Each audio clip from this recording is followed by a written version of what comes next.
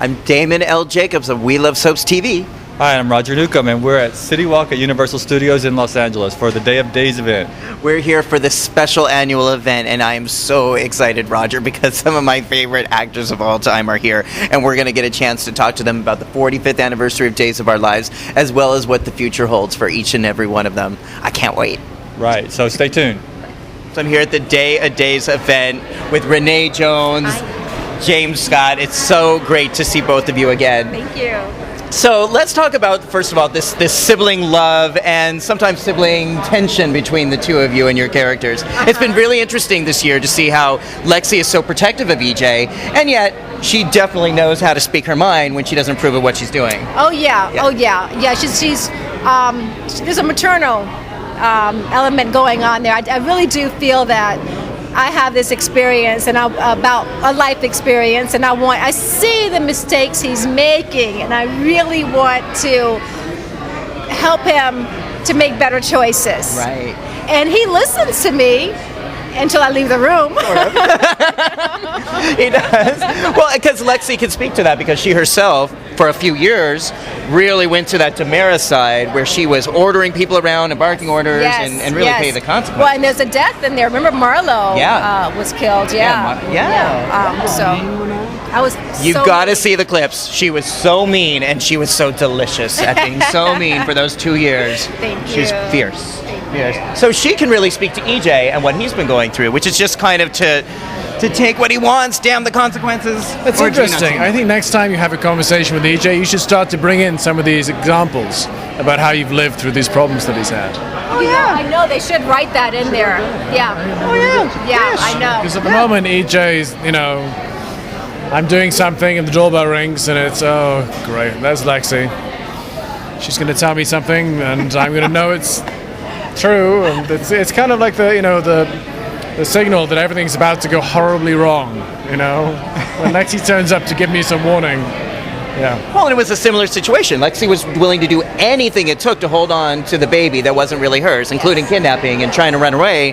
And now EJ's in a position where he has been calculating and trying to steal the children that, yes, biologically are his, and yet he seems like he'll go to any length to get these kids. Well, he's certainly, he thinks that he's doing what is best for them.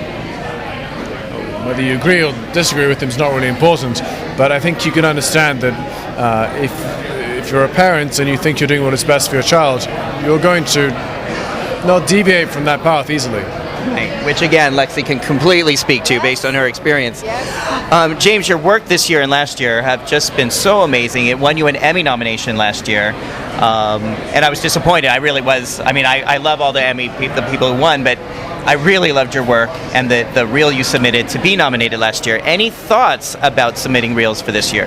I think you certainly have a lot of material. Well, I don't know. Last year it was very clear to me where there was material. This year it's not so much. I don't know.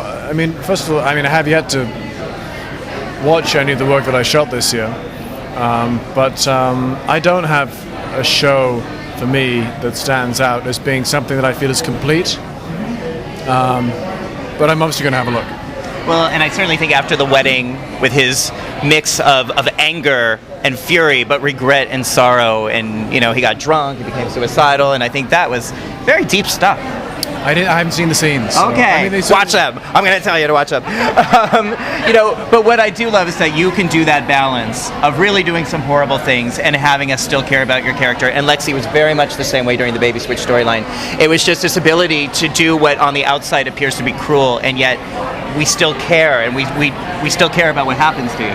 Well, I just felt that if you could find the truth of the situation and avoid falling into the kind of dramatic traps, then I think there is in that situation. There's a tremendous amount of pain and sorrow, and for all the characters involved, when Samantha does something that's not great, you empathize with her decision.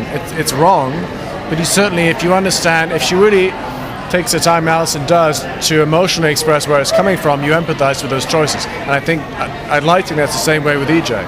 This guy, it's not like you see his pain and then he puts it away and then he deals with it in a way that is dysfunctional, but you understand that it's coming from a place of pain. It doesn't make it right necessarily, but does give you some sympathy for him in that moment. Right.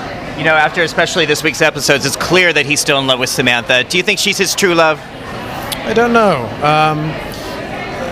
I mean, I don't know what true love means necessarily, but I do think that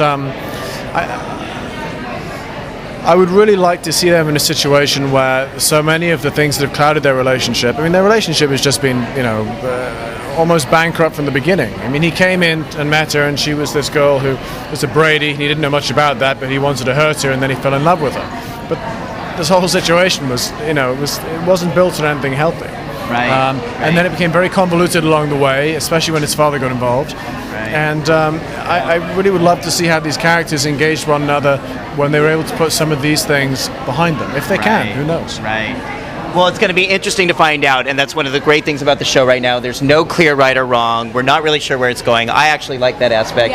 And my only look at what I want is more Lexie, more Abe. I want to see you both more. I loved you as Nikki Wade, even in the 80s before Lexie. And on LA Live, just always loved it. I know. I've always admired your work, and especially because the Demiras are tight. I want to see more of that. Thank you both so much. Thank you. Thank you. So great to see you again.